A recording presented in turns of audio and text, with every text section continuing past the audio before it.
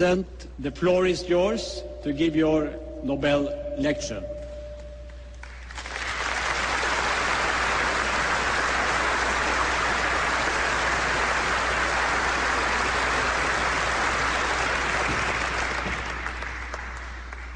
Your Majesties, Your Royal Highnesses, distinguished members of the Norwegian Nobel Committee, citizens of America, and citizens of the world. I receive this honor with deep gratitude and great humility. It's an award that speaks to our highest aspirations, that for all the cruelty and hardship of our world, we are not mere prisoners of fate.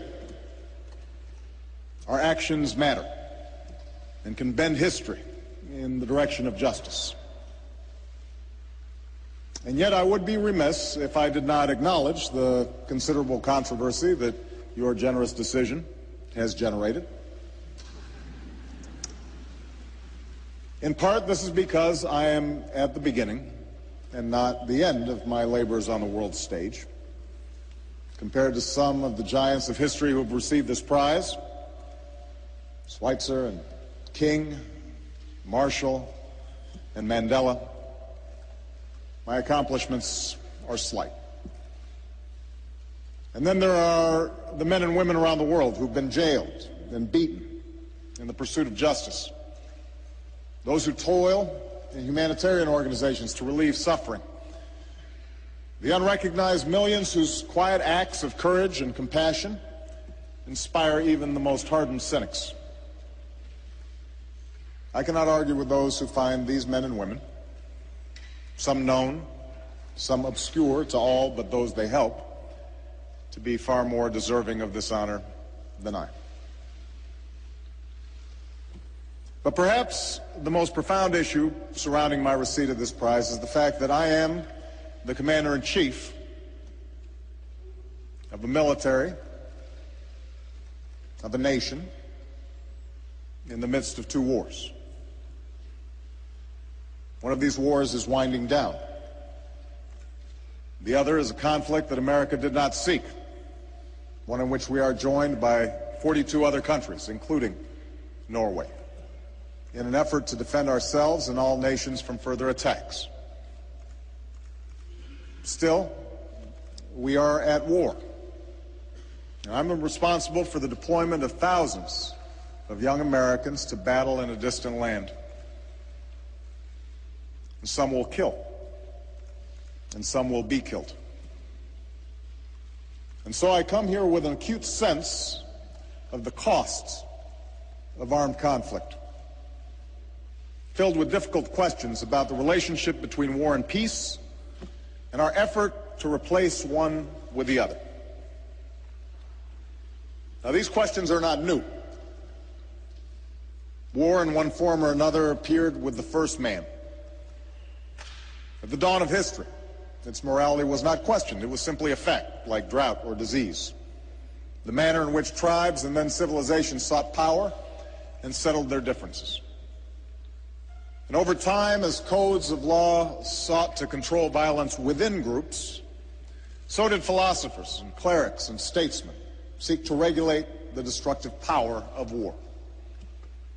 The concept of a just war emerged, suggesting that war is justified only when certain conditions were met. If it is waged as a last resort or in self-defense, if the force used is proportional, and if, whenever possible, civilians are spared from violence. Of course, we know that for most of history, this concept of just war was rarely observed. The capacity of human beings to think up new ways to kill one another proved inexhaustible, as did our capacity to exempt from mercy those who look different or pray to a different God. Wars between armies gave way to wars between nations, total wars, in which the distinction between combatant and civilian became blurred. In the span of 30 years, such carnage would twice engulf this continent.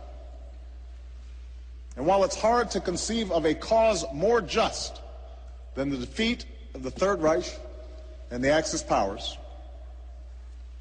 World War II was a conflict in which the total number of civilians who died exceeded the number of soldiers who perished.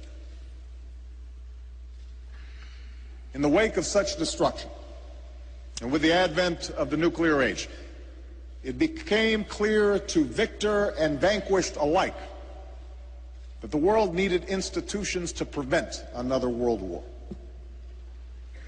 And so, a quarter century after the United States Senate rejected the League of Nations, an idea for which Woodrow Wilson received this prize, America led the world in constructing an architecture to keep the peace, a Marshall Plan and a United Nations, mechanisms to govern the waging of war, treaties to protect human rights, prevent genocide, restrict the most dangerous weapons. In many ways, these efforts succeeded. Yes, terrible wars have been fought and atrocities committed, but there has been no Third World War. The Cold War ended with jubilant crowds dismantling a wall. Commerce has stitched much of the world together. Billions have been lifted from poverty. The ideals of liberty and self-determination, equality and the rule of law have haltingly advanced. We are the heirs of the fortitude and foresight of generations past. And it is a legacy for which my own country is rightfully proud. And yet,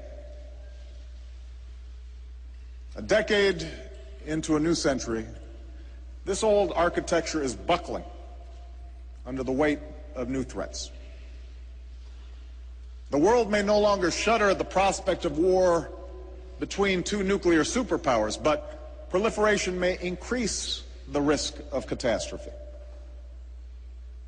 Terrorism has long been a tactic, but modern technology allows a few small men with outsized rage to murder innocents on a horrific scale. Moreover, wars between nations have increasingly given way to wars within nations. The resurgence of ethnic or sectarian conflicts, the growth of secessionist movements, insurgencies, and failed states. All these things have increasingly trapped civilians in unending chaos. In today's wars, many more civilians are killed than soldiers. The seeds of future conflict are sown. Economies are wrecked, civil societies torn asunder, refugees amassed, children scarred. I do not bring with me today